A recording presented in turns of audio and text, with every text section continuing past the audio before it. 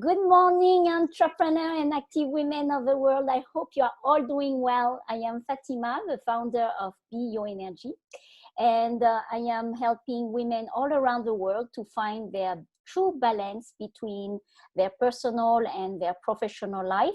And also I help them to regain the energy that they have maybe lost in the past.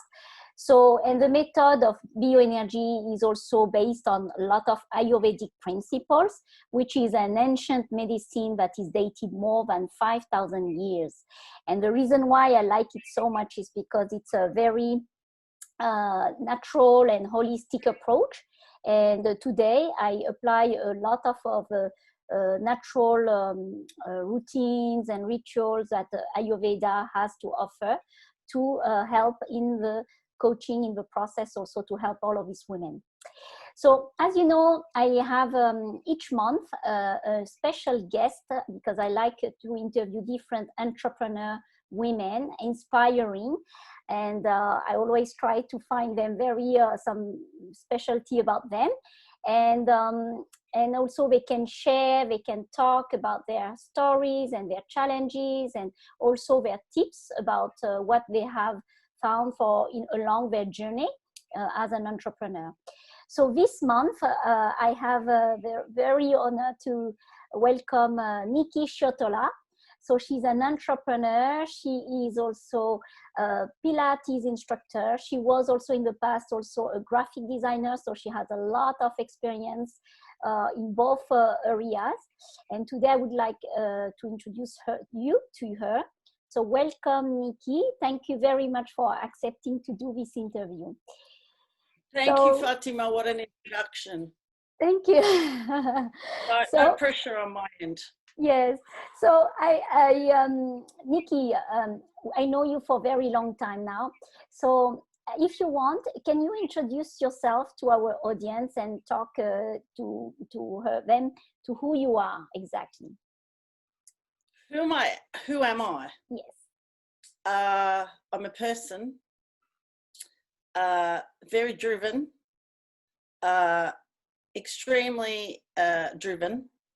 Where I start? Wow. I've come from a 20-year career in graphic design, which pretty much in the day that we studied was, you could pretty much say it's a science degree in propaganda. And I probably always struggled with graphic design for the realizing that a lot of it was manipulation. And a lot of the tools and skills that we learned was really how do people communicate, because I'm a visual communicator. So I, in the early days at uni, wanted to actually stop because I realized this was just real manipulation skills, yeah? Put it this way, Nazis' era put graphic design on the map with the swastika being a logo. And so that's the origins of how graphic design, how powerful graphic design is, I guess. But I still remember back in the day, I'm not as young as I used to be, but when I graduated, when I was about 20, turning 21, and I remember sitting in the back seat of taxis back then, and there was no mobile phones, no computer. Well, the computers just came out on the market, I must say. And they would say, oh, what do you do? And I said, oh, I'm a graphic designer. And they said, oh, what does a graphic designer do? And I said, oh, you know, we draw a logo. Oh, so you draw pictures every day. And I remember sitting in the back of the cab thinking to myself, I manipulate your brain every second of the day and you have no idea. I just knew it was such a powerful tool. Mm-hmm. And people didn't even, they just thought we sat around and draw pictures. So, so I ended up working for, obviously I actually graduated in a recession in the early 90s.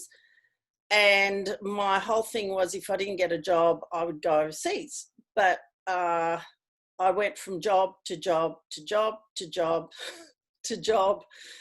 And it took me 34 years to actually get back overseas, the plan. So 34 years out of recession, I was pretty busy.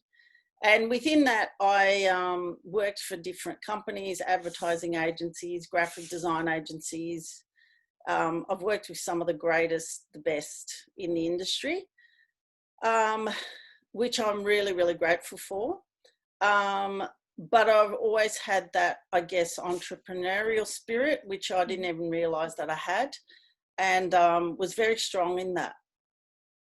I had a very big sports background when I was at high school. So I was really split between creative energy and sport. So I was really split in half because I just wanted to combine my creativity with body movement somehow. So I just went, I'll be a photographer because I love being an image maker, and I'll just travel the world and build sets and do the creative stuff, but be active in my creativity. Anyway, life never works out what you think it's going to be. So you just kind of go with the waves, I guess. So it just led me to running my own business. And I went from being a very active person to sitting down in front of a computer. And that was never my plan in life. So I was incredibly creative. I have a very, I suppose, an analytical mind. I have a very creative mind. I know how to problem solve. And I'm very, I suppose people would say, a very deep thinker. Mm-hmm. And I just ended up starting my own studio, which was comprised of me, myself, and I. Although I was always collaborating with lots of other people, and did that successfully for 17 years. But within those 17 years, I went back to do body movement, and obviously as a hobby entered the martial art world,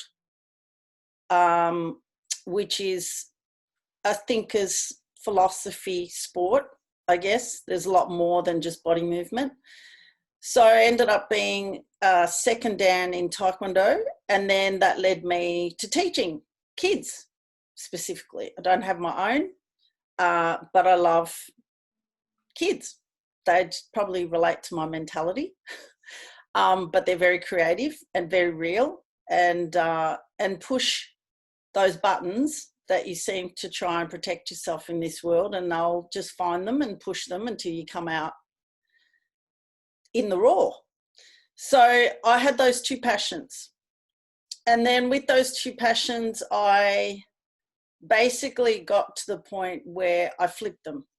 So meaning through martial arts, in the early days, I became very injured very quickly because I went from sitting down to standing up and kicking and punching and screaming and all the other stuff.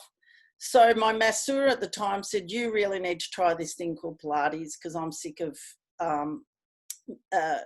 assessing your body tears, muscle tears. And she said, it's just not going to work for you long term. So I started Pilates and the Pilates method, and I loved it. I did it every day. It was my secret weapon. So, and it was in the day where no one, again, knew what it was. It was very expensive. I used to do it twice a week, but it was like a religion for me.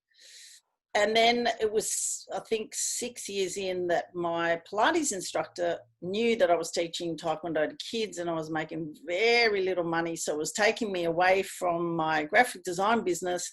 And then there I was working at $15 an hour to teach little kids. And I had so much passion and so much time for it, but it wasn't paying my bills. So I was very divided. I had this passion and then this reality of, how do you survive financially? And that comes down to sacrifices. You got to make sacrifices sometimes, and just keep pushing. So then it came to a point where my Pilates instructor said, "Look, you should go and do the instructor training because I think it's a really good part-time thing to teach part-time Pilates rather than martial arts. And I said, I don't want to teach adults. I just want to teach kids. So Pilates is not relevant for kids. Anyway, I just went into the interview process, and at the time it was a very tailored course. It was one of the 5 guys that pretty much brought Pilates to Australia, who's now just recently retired. And I was mixed in with osteos and physios doing this Pilates course that absolutely blew my mind. I was just couldn't wait every day. Every night that the course was on, I was there, ready, training. And I never thought I was going to teach. I just loved learning about the method and anatomy, and I just fell in love with the design of the body. So and then obviously I graduated, and then it's a kind of a long, complicated story, but I flipped the job roles. So now I'm full-time Pilates instructor with the background of graphic design. So as you know, Fatima, I can talk. So you better ask the next question. Yeah, no, it's a great introduction. So Nikki, I know for you it has been quite an interesting journey, because from graphic designer, now you're a Pilates instructor, you have your own studio. So I think that it's very inspiring also for other women also to be able to change from, I would say activities also. So you are able to do that. And that's what, I was really interested to interview you. So now, in the second question is, what is your the energy that drives you? What drives you daily? The energy that drives you daily. Purpose. Okay. And what's your purpose? Full stop. There's a thing of having goals. Yeah. And you need goals to achieve something, but it's something else when you find a purpose. Yeah. When you find a purpose, that absolutely 100% drives you every day, because it ends up being a service to that purpose. Yeah. There's absolutely no question. Yeah. Doesn't matter what life throws at you. Yeah. You wake up every day and you remember the purpose, and you're on purpose. So there's no question. Oh, that's really good. Very good. Yeah. So do you have a morning ritual in the morning? Yes, it depends. I suppose it depends what stage of life you're going through, what you're mentally and physically going through, because those rituals can change, but they're predominantly for the same thing, as in, how do I put this succinctly? In my days of martial art, my ritual was literally getting up at 6 o'clock in the morning and going to the local park and doing bagua, which is a Chinese martial art, and it's all working with energy. Yeah. And it's literally walking around in circles. So I look like a mad woman. Dogs would bark at me all the time. So that was my ritual. Okay. But in recent times, because I've recently started a new studio and my focus has been Pilates, and as Fatima, you know that I've reached a crisis point, which is what created the life shift for me. Now it's headspace, like what's actually happening with my headspace every morning. Okay. So the thing with me, like at the moment we're going through COVID. So the biggest thing at the moment is the amount of anxiety, fear, the unknown, all the publicity, all the anxiety that just sits there dormant, and you go to sleep. And I don't know about you, but I've had the most horrendous dreams. Yeah. And I will wake up in total anxiety. Wow. Mm. And I think to myself, if I walk out today with that energy, it's going to eat me alive. Life will absolutely eat me alive. And I'm going to be physically not even be able to move if I follow that path. So my morning ritual is I have to clear the mind. Yeah. I have to clear what I dreamt about, which is usually all my subconscious crap coming up. And I've been doing that a lot with breath and obviously taking martial arts principles. Yeah. But I'm fortunate that I walk into a Pilates studio and that just continues for my whole day. Yeah. But the first thing I have to do is I have to call it meditation, mindful practice. Yeah. At the moment, I've just literally broken it down to being silent, feeling present, but working with breath. Okay. Beautiful. Yeah. Okay. So it's really good. Really good, Nikki. I agree with you. To have a clear mind so you can function during the day. And I think for me it's the same also. I have to clear everything, all the whatever during the agitation during the night, and have that clear space so we can start to creating that space. Yeah, and to be able to have the entire day for us in the most productive way that we want for. So that's good.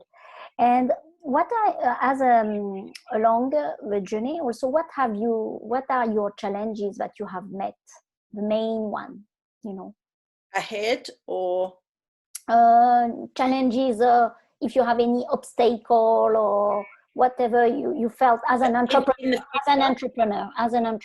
Did you find any type of huge challenges that any entrepreneur that could have meet, like what would be yours, the main one, because I know we have a lot. So the question is, what major challenge as an entrepreneur do you face? Yes. Being in this position. Yes. Self-talk, criticism, the things that continuously will absolutely try and shut you down. Yeah. And it's constant. It's like if you listen to it, if you grab onto it, if you focus on it, it will beat you up every day to your black and blue. Yeah. So that's mindset is 100% what can literally just disarm you completely. Yeah. And in a level that if we let it too loud, after it start to be, driving our action during the day and whatever it is. So I agree also with that too. It's, very much a lot of women entrepreneurs, I'm sure they said to me, that they have this self-talk and yep.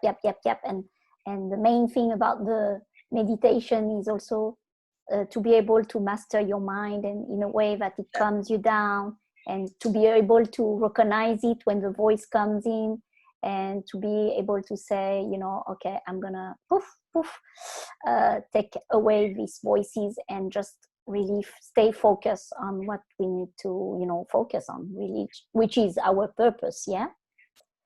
So okay.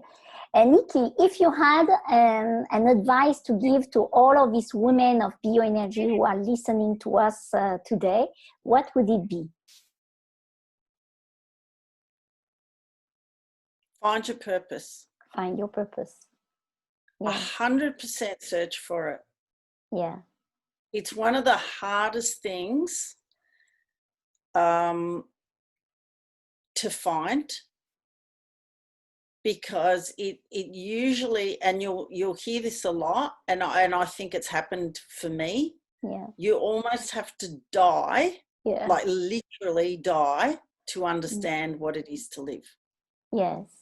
Yeah. You literally have to surrender everything to really actually understand what your purpose is. it really is on another level of being. Mm-hmm. Mm-hmm. And not everyone has the capacity to get there, because obviously you have to experience death. Yeah. And, you know, most people don't want to experience that. Yes. But all I'm saying is that the stronger the purpose, nothing else in this world matters. Like for me, absolutely nothing scares me. Mm-hmm. Yeah. Because I just go, well, the only thing that's going to stop me now is death. Mm. Yeah. That's very interesting. That's the end of. So, and my biggest thing about the word entrepreneur these days is most people, what I feel in Australia, are what I call copy and paste entrepreneurs.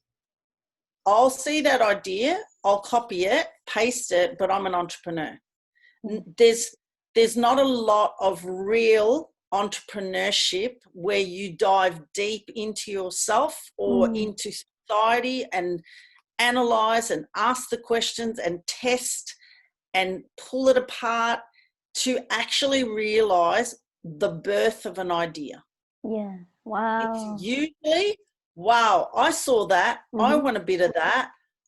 I'm going to chase that dream and make that a reality, because everyone's trying to sell you something. Yeah. Yeah. Yeah. And you get that, Fatima. Yes. Yeah. Yeah. It's got to come from you. Yeah. And your definitely. personal experience about something, and are you willing to go in and dive into that to create that? Yeah. Yeah. And you have to experience that creation to make it. Yeah, it's look, people that have had children, it's childbirth. Yeah. Creation of a being is going through the torment of childbirth. Yeah.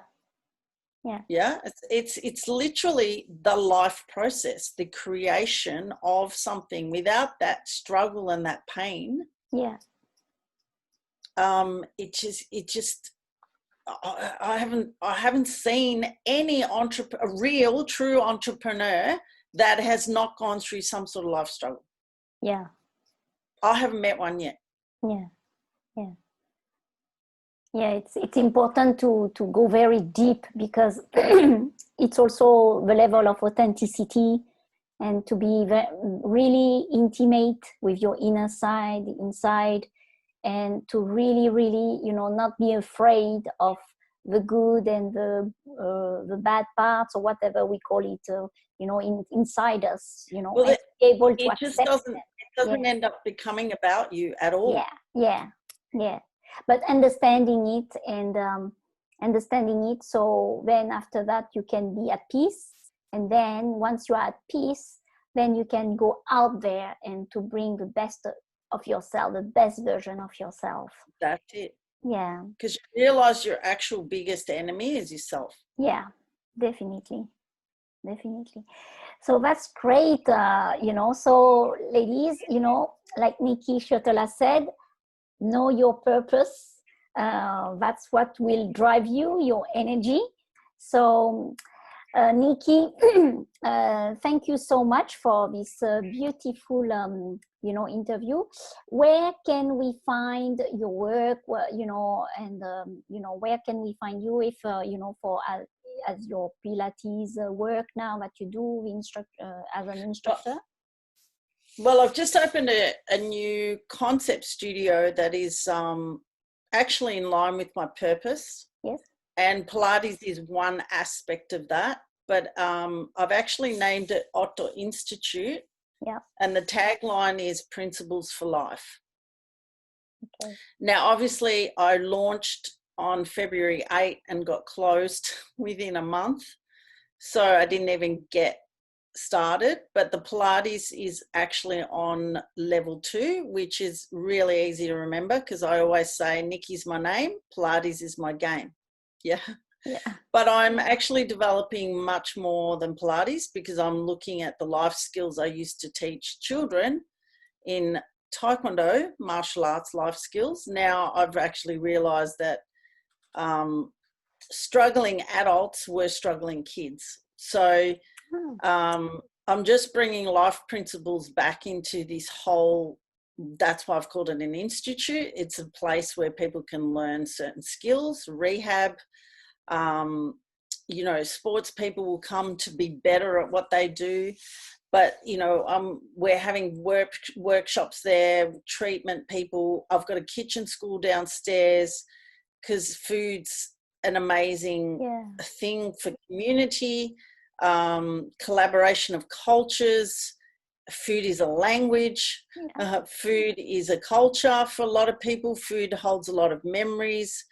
You know, different practices. I've done a lot of Ayurvedic treatments in India. And it's just the most amazing system, centuries old, when you're dealing with the real stuff. So it's about preserving a lot of traditions that are very, very basic and simple, but the principles are all there. So that's relaunching. I'll have a website for Pilates is my game, will be launched in the next week or so. I'm just putting final touches to it, and being graphic designer, obviously, you know, bricklayer lives in a weatherboard home. It takes forever to get something finished, whilst doing everything else.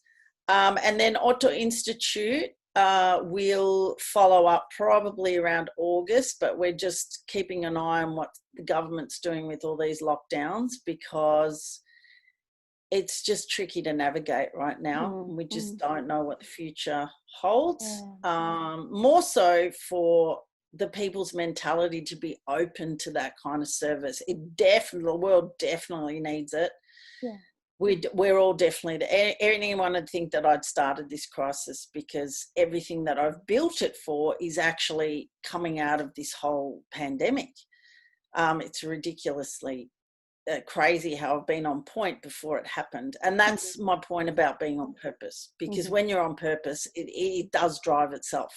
It's just, you don't need to worry about the next door that opens, because it's staring at you straight in the face, and you just go, okay, there's the road, it's clear. And anytime you've got a question, it's just, there it is. So I have a very big philosophy. One of it is life happens in the contrast. I think a lot of the times we're trying to just look at the positive all the time, but actually the negative stuff, the contrast, the dark stuff in our life is actually the answer to where you need to go. You know, life would be, it just wouldn't even be palatable if you had everything you wanted. You actually have to have things that aren't right in order to move towards the light, if that makes sense. You have to have that contrast, and that's where life happens, and that's where creation happens, and that's what people try and avoid, like no tomorrow, is the contrast. But that's where it's at. And if you can't look at that, you'll just be stuck in that groove between light and dark, light and dark, light and dark, and you'd be constantly manipulated. So, you know, I'm creating this for leaders. I'm creating this for people that want to be accountable for their own health and their own future. And, you know, it is a private studio. However, because I want people to be able to have their own space to be whatever they want to be. It's no rules. There's boundaries, but there's no, oh, you know, you've got to sign up for this membership, and you've got to do this, and you've got to wear this uniform, and you've got to speak like this. You know, it's a playpen of places where you can discover stuff or not. So look out for, and feel free to contact Fatima if anyone wants any other information. Send me an email. I'm on all the usual devices. You are on Instagram. You can follow me on Instagram. Pilates is my game. OTTO Institute. Facebook's the same. Pilates is my game. Nikki Ciotola is my name. You can see it just written there on the corner, so you don't get the spelling wrong.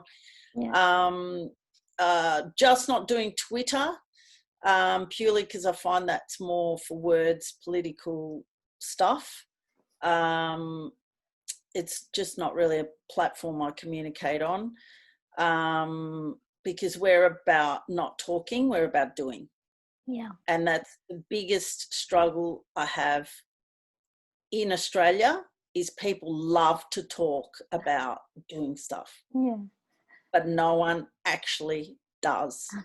And I think the biggest thing and the creation process is you have to do that bit to then find the contrast to get to that bit, to that bit. Without doing, you can talk yourself out of every single thing in life. You can talk yourself out of everything if you analyze. Yeah, I But get creation is in doing and reviewing and doing and adding and subtracting and moving, and you just can't, just one simple action. Yeah. Like literally waking up and breathing is the start. Yeah. Wow. If that's what you choose. Yeah. Very good, Nikki. Thank you so much. Well, you heard. I hope that. Yeah. What did you want to say? You wanted to say something? No, I just said I hope that helps. Yes. And that reaches out to anyone that I'm just a normal human being. Yeah. I haven't been gifted with any with special so many talents, Nikki. So thank you so much. And so you can find Nikki so on the social media, Instagram, Facebook. She's all over the place with OTTO Institute. And if you have any question, you can always contact me also. Ask her. Yeah, so we can. Yeah. So, but thank you. And for you women, so you heard it today. So have your purpose ready and know what's your purpose, you know, and every morning you will be driven, you know, naturally, like Nikki said. So thank you so much, Nikki. And you're most welcome. I'll talk to you soon. Thank you so much. Thank you so much. Thank you. Bye.